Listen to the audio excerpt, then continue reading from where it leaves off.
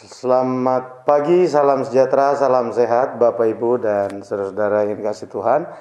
Civitas Akademika yang saya hormati, pagi hari ini kita akan kembali memasuki ibadah Senin kampus Universitas Kristen Satya Wacana, dan pelayan firman pada pagi hari ini adalah Bapak Eli Esra Hudubun, dan atas nama kampus ministry dan seluruh Civitas Akademika kami mengucapkan terima kasih atas kesediaan Bapak Eli untuk melayani, juga seluruh tim kampus ministry baik multimedia maupun musik singer yang sudah melayani, kami mengucapkan banyak terima kasih. Saudara yang dikasihi Tuhan, usai kebaktian akan disampaikan pengantar PIM oleh Bapak PR3, Pak Rocky, dan kemudian dilanjutkan dengan pembukaan secara resmi acara PIM UKSW yang akan diselenggarakan mulai hari ini. Dan oleh karena itu saya mengajak Bapak Ibu dan saudara usai kebaktian masih tetap bergabung bersama-sama di channel YouTube Kampus Ministry. Kami atas nama Kampus Ministry mengucapkan selamat memasuki dan menjalankan berbagai aktivitas PIM, dan ini adalah perhelatan akbar mahasiswa UKSW yang begitu banyak talentanya, begitu banyak anugerahnya, sehingga dipakai Tuhan juga untuk mengabdi dalam dunia ilmu pengetahuan, penelitian, dan juga seni budaya. Dan semoga panitia dapat menjalankan kegiatan ini dengan baik.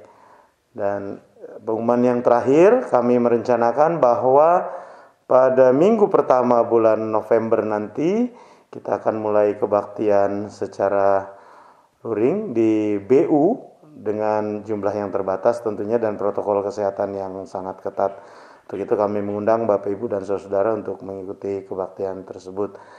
Dan terima kasih atas kesetiaan Bapak Ibu untuk mengikuti seluruh rangkaian peribadatan, kebaktian Senin maupun ibadah lainnya yang diselenggarakan oleh kampus ministry. Kami mengundang juga dalam program tayangan renungan pagi dan renungan sore, serta tayangan menyongsong ulang tahun UKSW pada hari Jumat pukul 19 atau 19 lewat sedikit di setiap hari Jumat. Kami merencanakan 13 episode, jadi jangan lewatkan tayangan-tayangan yang sudah disiapkan ini. Terima kasih, Tuhan memberkati, salam sehat untuk kita.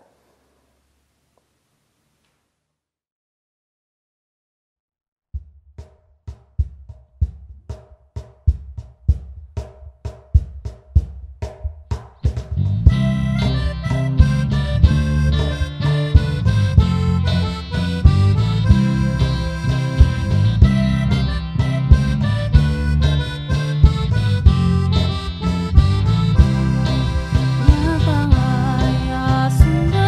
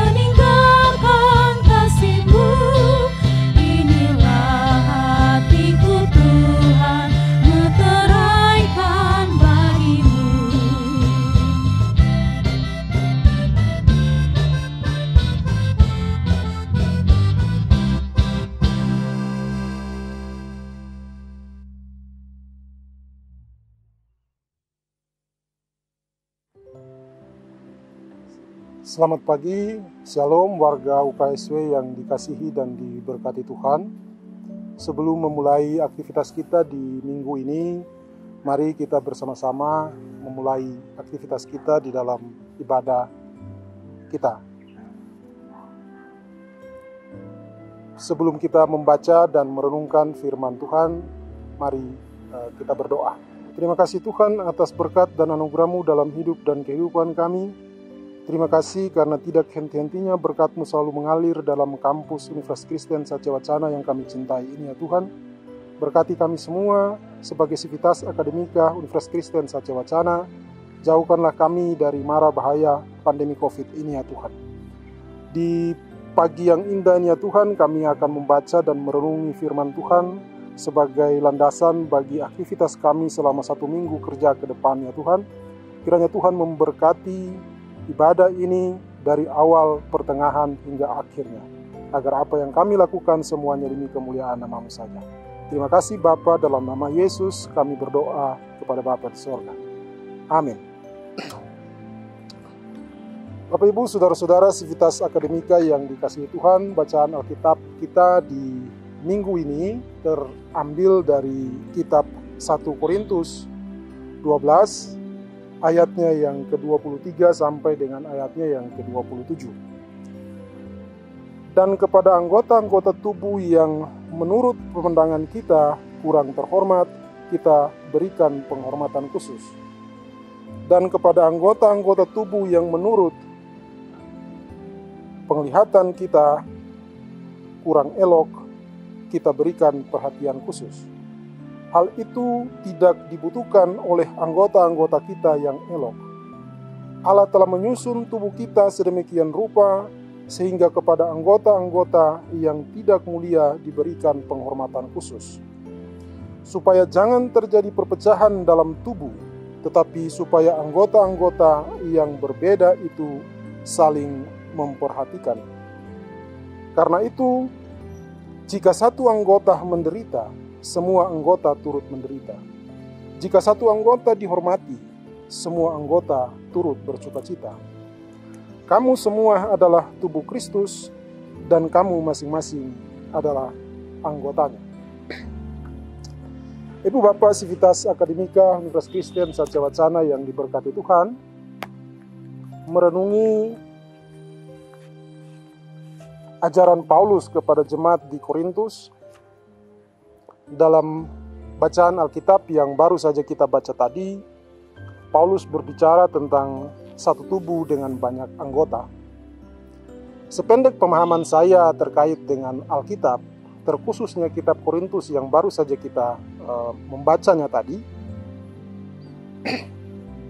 bagian pengajaran tentang satu tubuh ini dilatar belakangi karena jemaat pada waktu itu sedang mengalami perpecahan di dalam kehidupan berjemaat mereka. Ada yang lebih senang menyebut dirinya golongan Paulus. Ada yang lebih senang menyebut dirinya golongan Apolos. Ada juga yang lebih senang menyebut dirinya golongan Kefas. Bahkan ada yang begitu bergairah menyebut dirinya berasal dari golongan Kristus. Itu sebabnya Paulus hendak menekankan bahwa mereka adalah satu tubuh dengan banyak bagian atau banyak anggota. Dan tiap-tiap bagian atau anggota itu memerankan fungsinya masing-masing. Tiap-tiap bagian atau anggota itu harus saling berelasi, harus saling berhubungan, dan harus saling beradaptasi.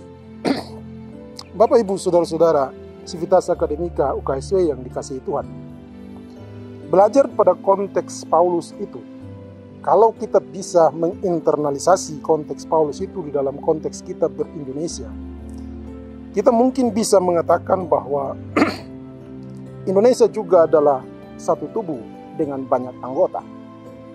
Kita bisa memberikan contoh-contoh terkait dengan anggota-anggota di dalam satu tubuh Indonesia itu. Misalnya, secara administratif kewilayahan kita bisa merefer untuk mengatakan bahwa terdapat 34 anggota provinsi. Ataupun kita bisa mengatakan bahwa dalam konteks kita ber-Indonesia, sesuai dengan administrasi kewilayahan kita, ada 514, sekitar 514 kabupaten, dan terdapat sekitar 7.094 kecamatan. Demikian pula terdapat sekitar 8.000-an kelurahan dan 74 ribuan desa. Bapak Ibu saudara-saudara yang dikasihi Tuhan, di dalam wilayah-wilayah yang terbagi secara administratif inilah hidup masyarakat Indonesia yang jumlahnya sekitar 272 juta, yang berasal dari beragam latar belakang, baik itu latar belakang budaya, latar belakang agama, latar belakang bahasa, dan latar belakang adat istiadat. Indonesia sebagai satu tubuh, kita bisa melihat dan mempelajarinya dari dua momen penting sejarah bangsa ini. Momen yang pertama yang dalam bulan ini kita sedang akan menuju ke sana pada tanggal 28 Oktober nanti, yang disebut dengan Sumpah Pemuda. Mereka menghendaki, para pemuda itu menghendaki Indonesia sebagai satu tubuh dengan sebuah pengakuan. Pengakuan tentang mereka harus memiliki satu tanah air, pengakuan tentang mereka harus memiliki satu bangsa, dan pengakuan tentang mereka harus memiliki satu bahasa, yakni bahasa Indonesia. Pengakuan-pengakuan atau sumpah-sumpah itu yang kemudian bisa menjadikan kita sebagai ber-Indonesia. Atau kita boleh mengatakan kita sebagai Indonesia yang satu tubuh tetapi terdiri dari banyak anggota. Bapak Ibu saudara-saudara yang dikasihi Tuhan, para pemuda pada waktu itu, kalau kita mau belajar lebih dalam tentang konteks itu, mereka berasal dari latar belakang yang berbeda-beda.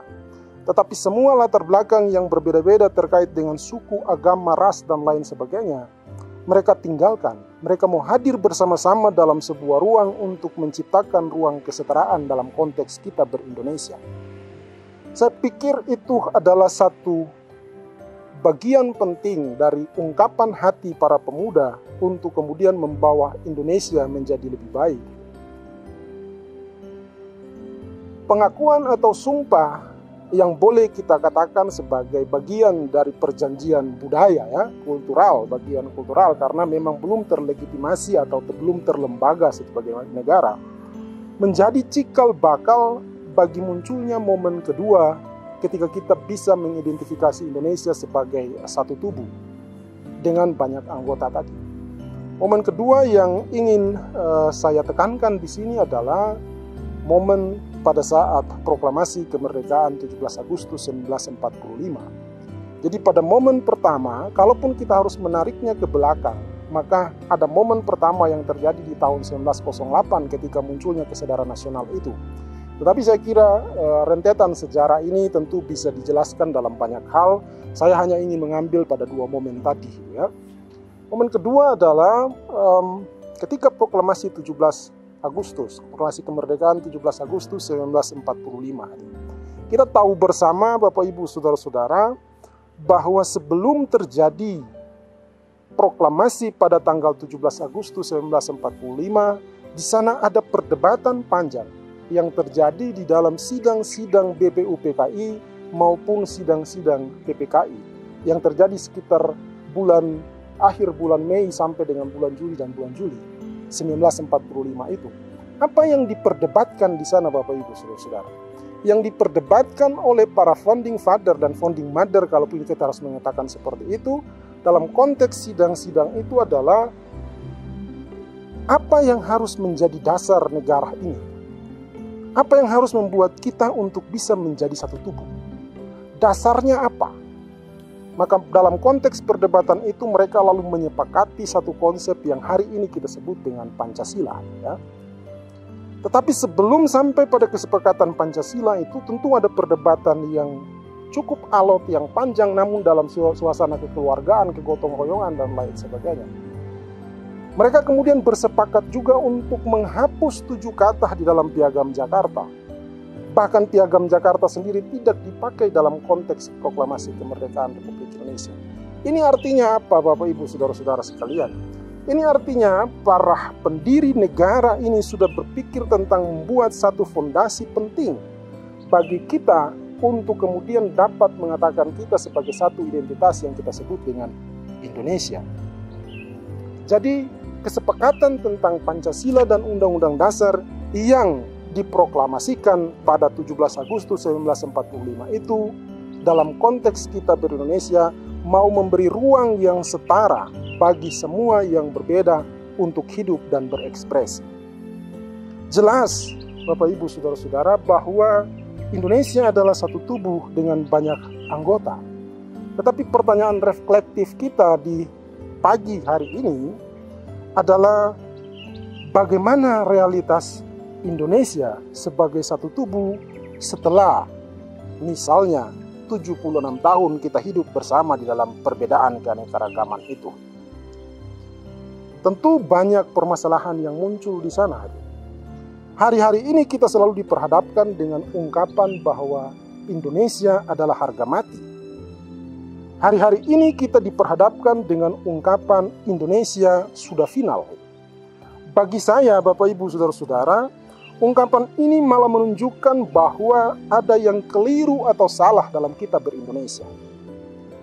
Ungkapan bahwa Indonesia sudah final, Indonesia adalah harga mati, sebenarnya merepresentasi sebuah permasalahan bahwa kita salah dalam ber-Indonesia. Sehingga ungkapan itu mau memberi pesan kepada kita, ungkapan tentang Indonesia harga mati dan Indonesia sudah final itu hendak memberi pesan kepada kita semua bahwa pada satu momen tertentu kita pernah bersepakat untuk hidup sebagai Indonesia dalam satu tubuh dengan tatanan nilai Pancasila dan Undang-Undang Dasar 1945. Jelas bahwa kita belum sanggup untuk ber-Indonesia ya, kalau melihat ungkapan-ungkapan tadi ya. Saudara-saudara kita, misalnya saya beri contoh yang ada di kawasan Indonesia bagian timur sana ya, baru mengerti atau baru paham kalau dia adalah Indonesia ketika kapal feri itu merapat ke desanya. Ya. Jadi kapal feri menjadi tanda bahwa dia adalah Indonesia. Atau ada sebagian saudara-saudara kita yang baru sadar kalau dia Indonesia ketika kebijakan tentang pembelajaran online ini dibuat oleh pemerintah. Mengapa dia sadar dan kaget bahwa kebijakan itu membuat dia menjadi Indonesia?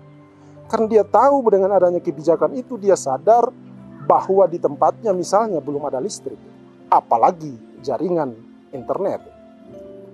Ada juga saudara-saudara kita yang baru merasa bahwa dia Indonesia ketika dia sadar bahwa dia sedang hidup miskin di atas kekayaan alamnya. Ada juga sebagian dari saudara-saudara kita yang baru merasa Indonesia karena dia sadar bahwa melihat satu tanda terkait dengan misalnya kita sebut saja bendera dan gambar-gambar tentang presiden dan wakil presiden. Ada juga dalam konteks kita ber-Indonesia ini, sebagian dari kita merasa diri paling benar dan menyalahkan yang lain. Ada juga ketika kita sembari berteriak Indonesia sudah final, sembari dengan teriakan itu kita memperdebatkan tentang pendirian tempat ibadah. Dan seluruh permasalahan lainnya yang bisa kita jadikan sebagai contoh, saudara-saudara dan Bapak Ibu Sivitas Akademika UKSW yang dikasihi Tuhan, adalah bukti. Contoh-contoh sederhana tadi adalah bukti bahwa keindonesiaan kita masih sangat rentan atau masih cukup rentan dan belum seutuhnya menjadi satu tubuh dalam praksis. Demikian juga Bapak Ibu Saudara-saudara yang dikasihi Tuhan, Indonesia adalah satu tubuh juga dengan banyak anggota, tetapi dengan berbagai persoalan yang muncul. Karena banyak anggota tersebut, bagaimana seharusnya relasi ini dibangun agar persoalan-persoalan tadi bisa kita minimalisir atau bisa berakhir, agar kita tidak sampai pada perpecahan seperti yang terjadi pada jemaat di Korintus. Bapak Ibu Saudara-saudara Sivitas Akademika UKSW yang dikasihi Tuhan, di dalam ilmu sosial banyak sekali teori model yang dipakai untuk mengelola, untuk mengatur dan mengelola keanekaragaman sosial budaya maupun keanekaragaman sosial politik. Pada kesempatan ini saya hanya merujuk atau mengutip salah satu pemikir sosial, ilmu sosial yang bernama Ricardo Garcia. Ricardo Garcia di dalam teorinya mengemukakan 3 model teori ya sosial yang bisa menjelaskan bagaimana pengelolaan hidup keanekaragaman, misalnya dalam konteks kita ber-Indonesia. Tentu Bapak Ibu Saudara-saudara, ini adalah pilihan-pilihan sadar yang harus dilakukan. Pada 3 teori itu, yang pertama yang dia sebut atau Garcia sebut dalam konteks mengelola keanekaragaman itu dari latar belakang yang berbeda-beda tadi. Teori yang pertama atau konsep yang pertama yang dia usungkan adalah dia sebut sebagai melting pot 1.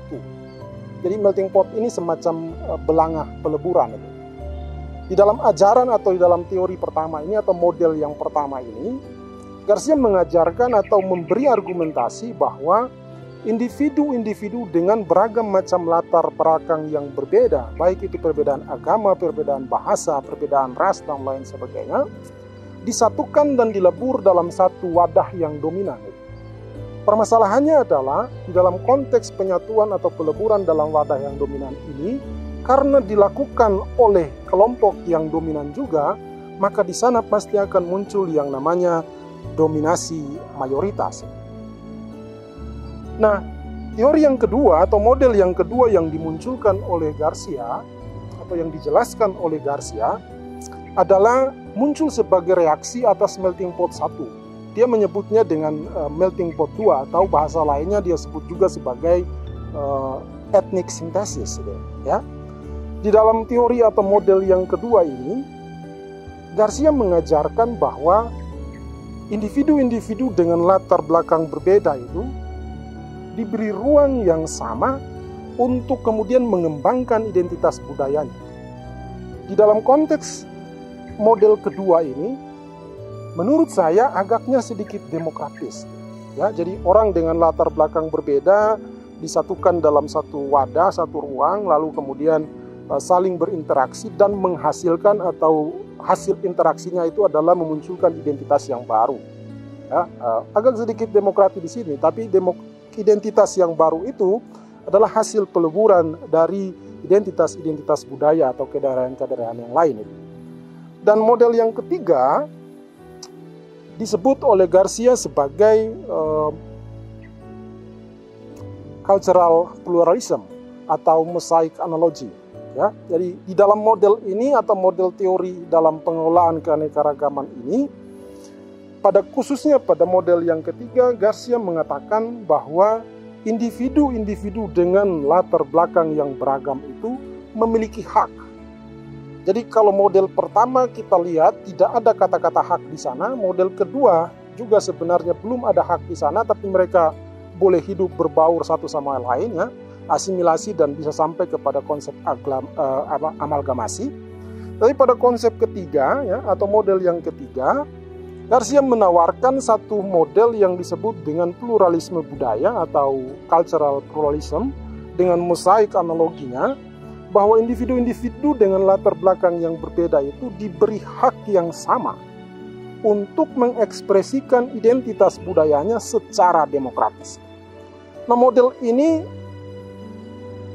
memang memberikan kebebasan dan hak bagi orang untuk kemudian boleh berekspresi di ruang-ruang publik. Ya, jadi saya menyebut ini sangat demokratis, artinya menjadi cukup baik ketika kemudian harus diterapkan dan lain sebagainya. Tapi tadi saya katakan ini adalah pilihan-pilihan sadar yang perlu kemudian kita lakukan. Kalau kita berefleksi antara masing-masing model ini, model pertama, kedua, dan ketiga, tentu varian-varian model ini pasti sudah pernah muncul dalam konteks kita ber-Indonesia, ya. Dominasi mayoritas, minoritas, dan lain segala macam itu. Termasuk juga kemudian dalam konteks kita berkehidupan di kota Salatiga yang hati beriman ini, ada model sintesis etnik itu muncul juga dan lain sebagainya, dan termasuk juga pluralitas budaya, ya, muncul juga sebagai bagian dari kehidupan kita. Nah, saya secara pribadi memang ketika membaca pemikiran Garcia ini, model ketiga ini atau pluralisme budaya ini, bagi saya yang kemudian memberi ruang munculnya konsep baru yang hari ini menjadi cukup menarik diperdebatkan di dalam tingkatan akademis, yakni konsep tentang multikulturalisme. Jadi pada konteks renungan kita di hari ini terkait dengan pembelajaran kita terhadap perpecahan yang terjadi di Jemaat Korintus pada waktu itu, saya rasa-rasanya menganggap bahwa yang pas untuk kemudian dipakai dalam konteks kita ber-Indonesia supaya membentuk kita sebagai satu tubuh yang terdiri dari banyak anggota yang memiliki fungsi masing-masing, rasa-rasanya adalah model ketiga ini yang kemudian bisa dipakai dalam konteks kita ber-Indonesia. Pilihan sadar ini tentu sudah tercermin di dalam dua momen yang tadi sudah saya sampaikan. Pluralisme budaya itu muncul di dalam momen ketika Sumpah Pemuda itu akan dilakukan. Orang dengan latar belakang yang berbeda datang, duduk, dan kemudian mau mengatakan sesuatu. Dia ingin membentuk sesuatu. Dia ingin mengatakan bahwa kita punya identitas yang sama. Termasuk juga sebenarnya pilihan sadar ini sudah muncul di dalam konteks perdebatan sidang-sidang BPUPKI dan sidang-sidang PPKI sampai kepada puncaknya di 17 Agustus 1945. Nah, selain itu Bapak Ibu, Paulus juga lewat bacaan tadi mengingatkan kita, misalnya khusus pada ayat yang ke-23 saya bacakan kembali, dan kepada anggota-anggota tubuh yang menurut pemandangan kita kurang terhormat, kita berikan penghormatan khusus. Dan terhadap anggota-anggota kita yang tidak elok, kita berikan perhatian khusus. Ini artinya apa Bapak Ibu?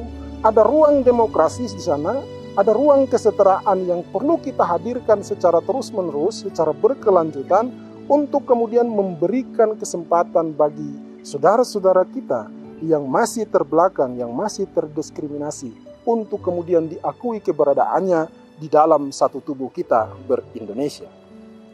Nah, dalam konteks kita hari ini Bapak Ibu Saudara-saudara sekalian, semangat pluralisme budaya tidak hanya ditentukan atau menjadi tanggung jawab kepemimpinan nasional.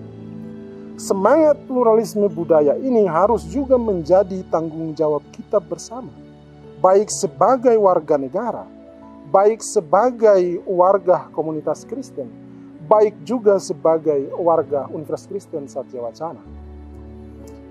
Ini harus muncul dan selalu kita munculkan di dalam proses kita berelasi dengan orang lain.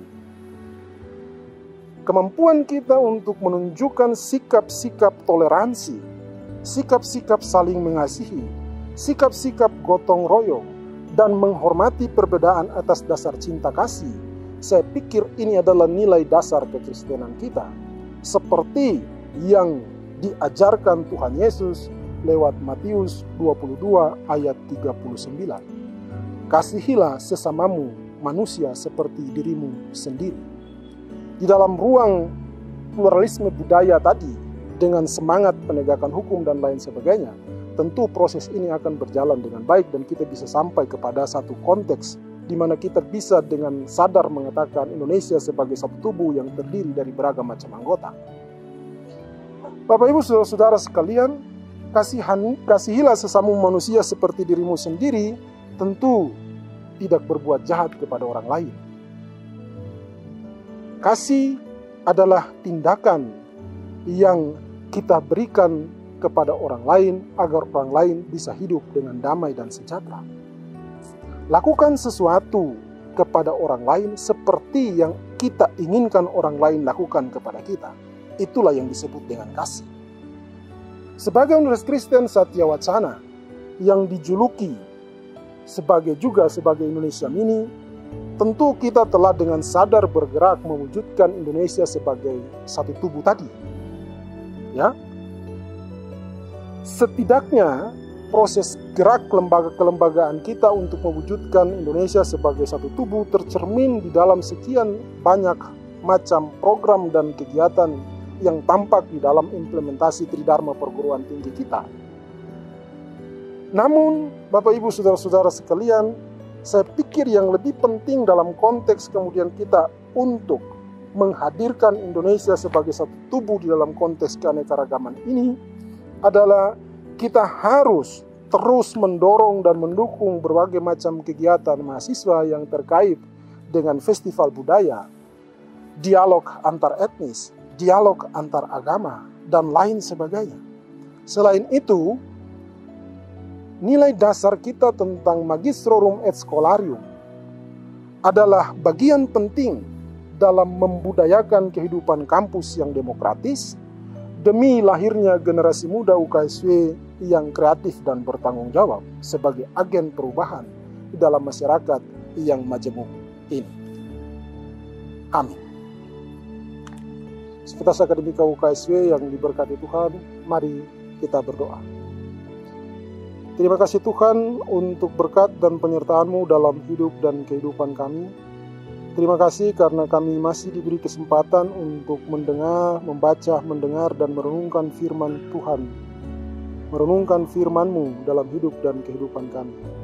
Berikan kami kekuatan hikmat untuk terus belajar dari jemaat di Korintus dalam konteks keanekaragaman dan perpecahan yang terjadi. Semoga apa yang kami renungkan dan apa yang sudah kami dengarkan secara bersama-sama bisa menjadi sesuatu yang membuat kami akan hidup lebih baik ke depannya Tuhan. Bisa membuat kami untuk terus selalu menghargai orang lain. Bisa membuat kami untuk dapat bertindak memberi ruang bagi hidup dan kehidupan orang lain yang lebih baik. Berkati kami selalu ya Bapa, berkati kampus ini ya Tuhan, berikan hikmat dan kebijaksanaan-Mu kepada pimpinan universitas, pembantu-pembantu rektor, yayasan ya Tuhan, pimpinan-pimpinan fakultas, dan seluruh perangkat-perangkatnya. Terutama ya Tuhan, kami berdoa secara khusus bagi mahasiswa kami, kiranya Tuhan memberikan mereka hikmat, kekuatan, dan kebijaksanaan agar dapat menjalani hidup dan kehidupan mereka di dalam proses perkuliahan mereka selama di UKSW ya Tuhan. Berikan mereka kebijaksanaan ya Tuhan, berikan mereka roh kepintaran-Mu ya Bapa, agar apa yang mereka cita-citakan dapat terwujud dan tercapai pada waktu yang sudah Tuhan tentukan bagi mereka. Jauhkanlah kami seluruhnya dari pandemi COVID ini ya Tuhan. Berikan kami kesehatan, berikan kami hikmat untuk dapat menjalani dan menjalankan pekerjaan-pekerjaan berharga, pekerjaan-pekerjaan kami di dalam konteks beruniversitas Kristen Satya Wacana. Inilah kami ya Bapa, berkati negara kami, berkati Presiden, berkati seluruh menteri ya Tuhan, agar mereka tetap sadar dan tetap memberikan pelajaran yang terbaik bagi konteks kami ber-Indonesia. Kami sadar ya Tuhan, untuk menghadirkan kehidupan yang rukun tentu tidak hanya menjadi tanggung jawab dari pemerintah, tetapi juga menjadi tanggung jawab kami secara bersama-sama dalam membangun relasi-relasi yang baik dalam kehidupan ini. Inilah kami ya Tuhan, sekali lagi selalu berkati Universitas Kristen Satya Wacana dalam seluruh proses pelayanannya. Berkati kami ya Tuhan, dan berkati seluruh keluarga kami, keluarga besar kami di UKSW. Terima kasih Tuhan, dalam nama Yesus kami berdoa kepada Bapa di sorga. Amin. Untuk mengakhiri ibadah ini dan sebelum kita memulai aktivitas kita, mari kita terima berkat Tuhan. Kasih karunia dan damai sejahtera Allah Bapa dan Tuhan kita Yesus Kristus, serta Roh Kudus menyertai kita sekalian. Amin.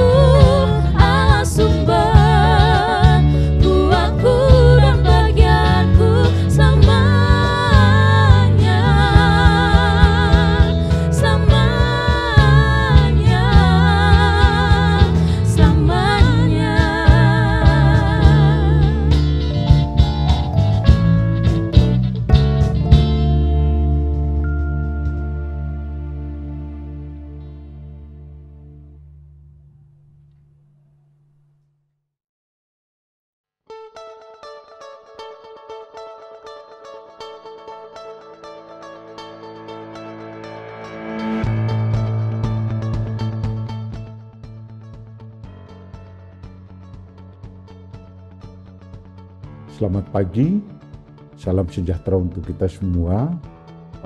Perkenankan saya Dr. Andika Rokitanama selaku pembantu Rektor 3 mengucapkan selamat pagi kepada kita semua.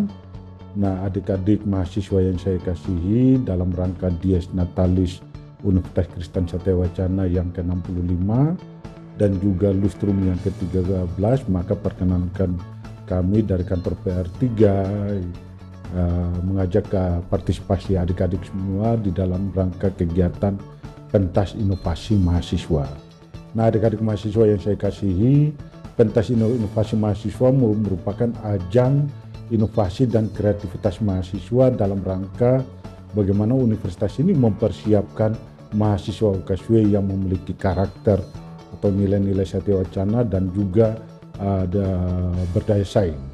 Dalam konteks karakter tentunya ini merupakan pencapaian dari visi misi UKSW yang mana kita menekankan kepada Magisterium Secolarium, juga Santiarum, dan ini dilandaskan di dalam mempersiapkan juga para calon-calon pemimpin. Para calon-calon pemimpin yang memiliki nilai dan memiliki karakter Satya Wacana yang pada akhirnya itu dapat mengabdi kepada masyarakat, bangsa, dan gereja. Nah, dalam konteks ini adik-adik mahasiswa kami mengajak partisipasinya di dalam pentas inovasi ini karena ini adalah pesta kita dan merupakan ajang kita menunjukkan kreativitas kita, merupakan ajang kita menunjukkan inovasi kita, dan juga merupakan ajang di mana kita mempersiapkan diri untuk semakin memiliki daya saing itu. Nah, ini yang kami harapkan ya di dalam rangka Dies ini semua adik-adik mahasiswa dapat berpartisipasi dan juga mau menyiapkan diri untuk masuk di dalam kegiatan itu. Kegiatan ini akan diselenggarakan pada bulan November, ada berbagai kegiatan baik dari profesional maupun humanistik. Secara profesional itu ya adik-adik bisa masuk di dalam program kreativitas mahasiswa, masuk di dalam pemberdayaan mahasiswa berprestasi UKSW, masuk di dalam hibah bina desa, dan lain sebagainya. Di sisi humanistik itu adik-adik bisa masuk di dalam kegiatan lomba vokal group maupun juga solo ya, terus juga fotografi maupun juga e-sport ya. Ada berbagai kegiatan ya, ada sekitar 16 kegiatan yang ini akan membawa adik-adik ya di dalam persiapan sebagai mahasiswa UKSW yang berkarakter dan berdaya saing.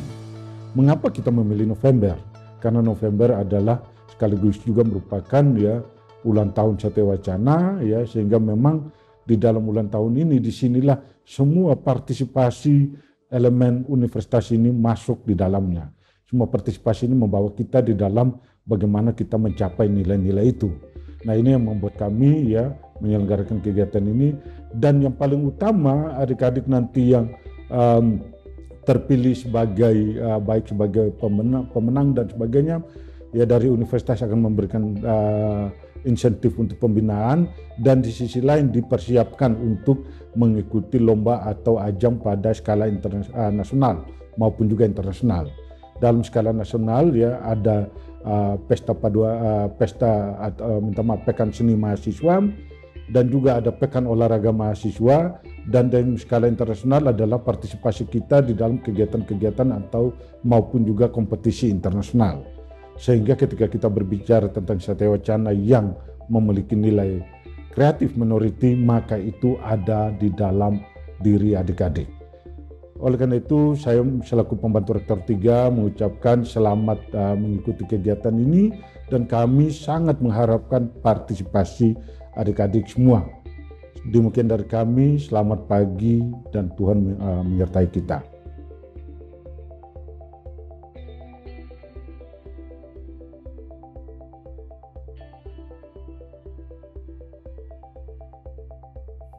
Selamat pagi Ibu Bapak dan saudara-saudara sekalian, terus istimewa para mahasiswa UKSW. Kita berada di waktu di mana kita sedang mempersiapkan diri untuk merayakan hari ulang tahun atau Dies Natalis UKSW yang ke-65, sebuah perjalanan panjang dari tahun 1956 sampai dengan tahun ini, Dan dalam rangka kita merayakan Dies Natalis di tahun 2021 ini, maka ada berbagai macam kegiatan yang telah dipersiapkan baik oleh panitia Dies Natalis 2021 yang tahun ini dipegang oleh Fakultas Interdisiplin dan Fakultas Bahasa dan Seni, maupun juga oleh unit-unit yang terkait, dan dalam rangka paket kegiatan yang dipersiapkan oleh kantor pembantu Rektor 3 bersama-sama dengan lembaga layanan kemahasiswaan dan juga lembaga kemahasiswaan, maka mulai hari ini 18 Oktober 2021 kita akan melakukan berbagai kegiatan kemahasiswaan, baik itu lomba-lomba berkaitan dengan pemilihan mahasiswa berprestasi, lomba kegiatan-kegiatan kreativitas mahasiswa, demikian juga berbagai mata acara yang baik melibatkan keterampilan-keterampilan keilmuan, professional skills dari para mahasiswa, maupun juga yang meningkatkan, mengembangkan kepekaan sosial dan juga pengembangan diri mahasiswa termasuk dari aspek-aspek sosiokultural. Maka kami sebagai pimpinan Universitas Kristen Satyawacana, saya selaku rektor secara pribadi memberikan dukungan yang besar kepada seluruh mahasiswa, mendorong agar dapat berpartisipasi di dalam kegiatan-kegiatan ini dalam paket kegiatan pentas inovasi mahasiswa 2021. Kami berharap bahwa seluruh mahasiswa dapat menunjukkan talentanya dan dapat secara bersemangat menunjukkan kemampuan terbaiknya, dan dapat juga secara sportif saling mendukung, saling memberi apresiasi, dan karena itu kita dapat mencapai hal-hal terbaik baik secara pribadi maupun secara bersama-sama. Kami karenanya mengucapkan selamat berpartisipasi, berlomba dan berprestasi. Kiranya seluruh rangkaian kegiatan ini dapat memberi makna yang baik bagi kita semua, baik untuk lingkungan kemahasiswaan maupun juga bagi sivitas akademika secara keseluruhan, bahkan keluarga besar Satyawacana, termasuk para alumni yang juga ikut merayakan Dies Natalis UKSW yang ke-65 ini. Kiranya Tuhan menolong kita semua, dan dengan menyatakan semua itu saya membuka secara resmi rangkaian pentas inovasi mahasiswa 2021. Tuhan menolong dan memberkati kita semua.